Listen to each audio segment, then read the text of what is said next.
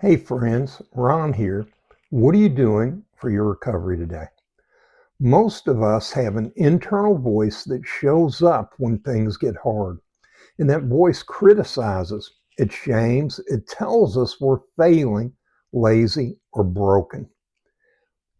And the problem isn't that this voice exists. The problem is when we believe it's who we are. That's where the Name the Critic tool comes in. This tool helps you create distance between you and that harsh internal voice. And here's how it works.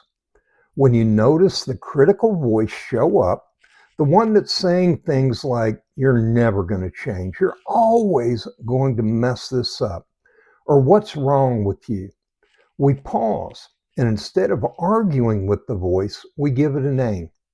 Not your name, but a separate name. Some people choose something that's neutral, and some choose something a little humorous. Some choose something that reflects where the voice came from. The point isn't mockery, the point is clarity. When you name the critic, you're saying, this is a part of me, but it's not the whole of me, and that shift matters. Once the critic has a name, you can respond differently. You might say internally, I hear you, but I don't need your help right now. Or thank you, but I'm choosing a different response. You're not trying to silence the voice. You're changing your relationship to it. Now, this tool is especially helpful for people who grew up with shame or perfectionism, maybe performance-based approval. That critical voice often started as protection. It was a way to avoid mistakes or rejection. But what once helped may now be hurting you. And naming that critic doesn't make it disappear.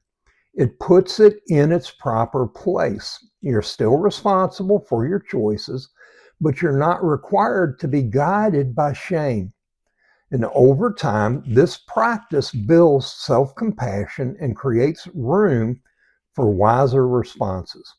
So I'd encourage you to notice the critic this week, not to fight it, but to name it. Awareness is the first step towards freedom.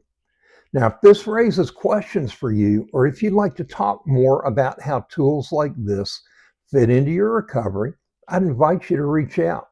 You can email me anytime at rwcoaching2@gmail.com.